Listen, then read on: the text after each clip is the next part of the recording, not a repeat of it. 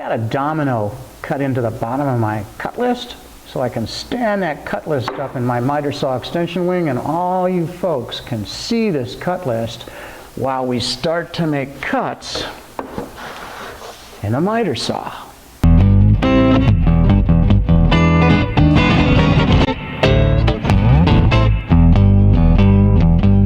Now that first piece that we want to cut has a butt cut on the left hand end. It's this little self-return cap.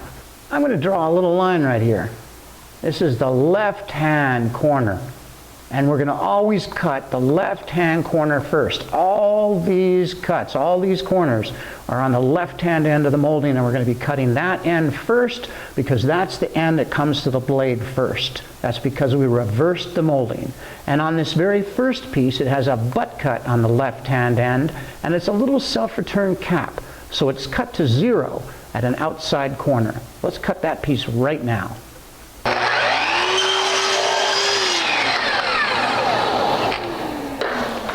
This is the left-hand end of the first piece right here, and we've just made a butt cut. And now we want to make an outside corner. That outside corner is going to come off in this direction, just like this. So we need to swing the saw to the left and make that outside corner cut so the saw blade comes through the back of the molding right at the back of that straight butt cut. So we want to take this laser and put it right on the very outside corner at the back of that molding, so that blade will come right through.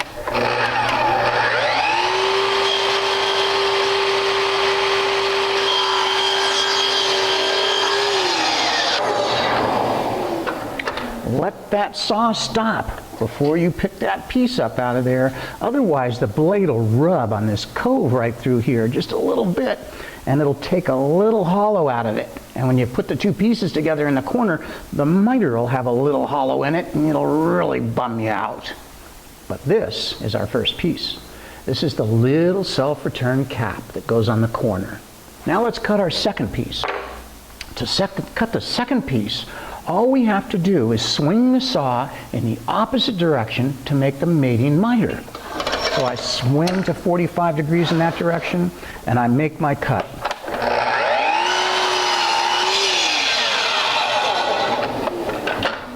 Now I'm set up to make the measurement. Now this piece is an outside corner, and I take the short point on the outside corner, I flush it up with the fence on my saw, and I'm able to hook my tape measure then right on the fence of the saw to make my measurement. 6 1/8. Uh-oh, from a self-return. That's not just an outside corner, it's a special outside corner, it's a self-return. So this 6 1/8 measurement isn't measured from the short point, it's measured from the long point. It's measured from the furthest projection of that crown. So I could make a mark right here, and it's hard to do. I have to kind of swing my tape up out of the way and make a mark at 6 1/8 right there.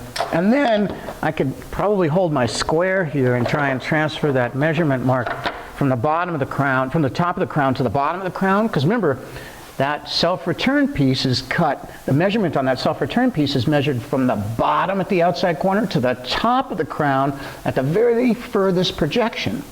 But this is kind of a nightmare to try and measure that way. There's a much easier way. I'm going to take my square, I'm going to lay it across my crown stop here, and I'm going to flush out the blade with the end of my accessory fence, and then I'm going to draw a line across my crown stop. Now I can take the long point at the top of the crown. Remember, this is the top of the crown. The base of the saw is the ceiling. This is the top of the crown. I can flush that up with this pencil line, which is perpendicular with the edge of my miter saw fence, and that means I can take my tape measure, hook it on my miter saw fence the way I always do to make a precise measurement, and put my mark right at 6 1/8.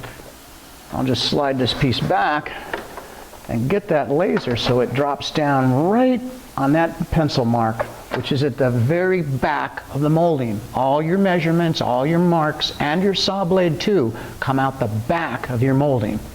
I'm going to use my finger over here against the fence and my thumb on top of the crown molding to incrementally creep this measurement mark right up to that blade. Even though I'm using the laser, in order to dial it right in, and I want to cut this really precisely, I'm going to make the first cut just a little bit wide of that pencil mark, and then the second cut will come down right on the graphite line.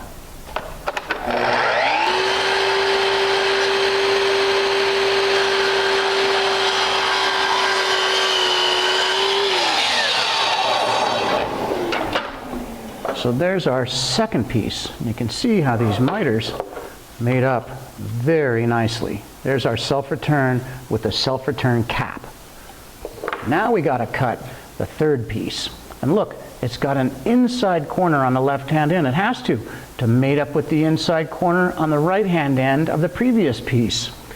This is an outside corner. So to make a mating miter, all I have to do is swing the saw in the opposite direction.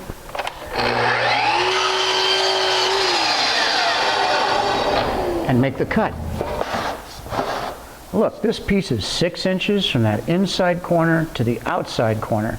So all I have to do is hook my tape on this inside corner. And yeah, you can always hook your tape on the long point of an inside corner.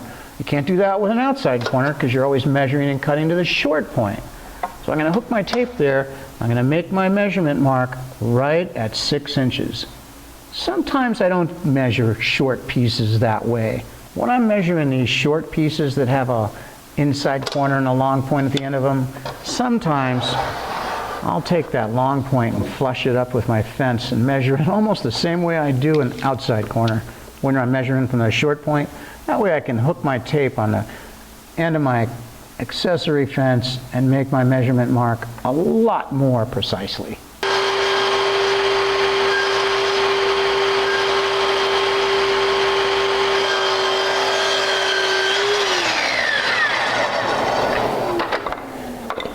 So that's our third piece. Remember, that one had the inside corner on the left. Here's the inside corner with the long point to an outside corner on the right side. And here's the outside corner cut to the short point on the right side of this piece of molding.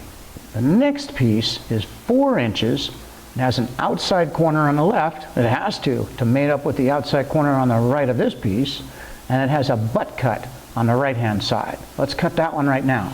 Now watch, all I have to do to get ready to make that first cut is to swing my saw in the opposite direction from the last cut, and I'll make the mating miter.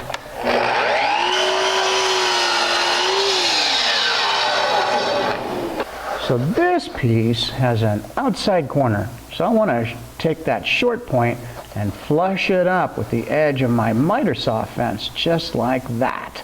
And now I can hook my tape there and make that measurement mark, 4 inches to a butt cut. I want a nice crisp line right there. I don't want a big thick one. I want a really thin, skinny, little fine, precise line. Now I'm going to take this piece, swing the saw to 90 degrees to make that butt cut, and bring that laser line right onto the pencil line. Let me get this tape measure out of my hand so you can really see clearly what I'm talking about. I take my left hand and I butt it up tight against that fence. I put my knuckle right against the fence so it will not move. And then I take my thumb and I wrap it over the molding, and I use my thumb as a fine adjustment tool to incrementally move that measurement mark on the molding right up to the blade. That's how I cut precisely.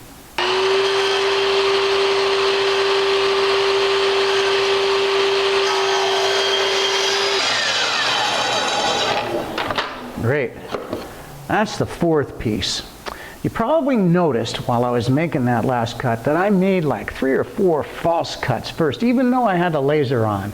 I just want to kind of demonstrate how you use your hand and your thumb to make those microfine adjustments so that you can cut really precisely with a saw. I don't usually use that technique so much when I'm using these twin lasers. I still use my thumb on here, but I only use it to get the laser right on the pencil line. These days with these lasers, I can cut twice as fast as I used to. I just have to drop that laser right on the pencil line and make my cut.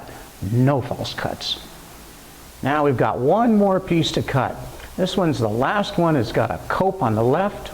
It measures 39 1/8, and it has a butt cut on the right. Let's prepare to cut this cope first. So I have to swing the saw back so I can make an inside corner miter on the left end of the molding. This is the left end, remember, because it's reversed. So I'm going to make an inside corner miter. That means I'm going to have the long point at the back of the molding.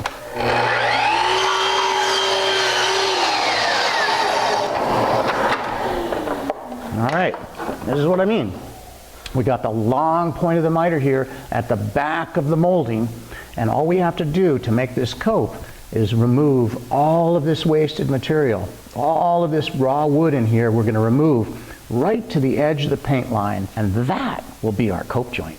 But first, we got to measure this piece before we cut the cope on the end of it. For the inside corner, you can always hook the long point, and we want to measure over 39 1/8. So that's going to put us right here, and that is a butt cut. Drop the laser line right on the measurement mark. And now we're ready to cut this cope joint. And for that, I'm going to use a jigsaw with a Collins coping foot.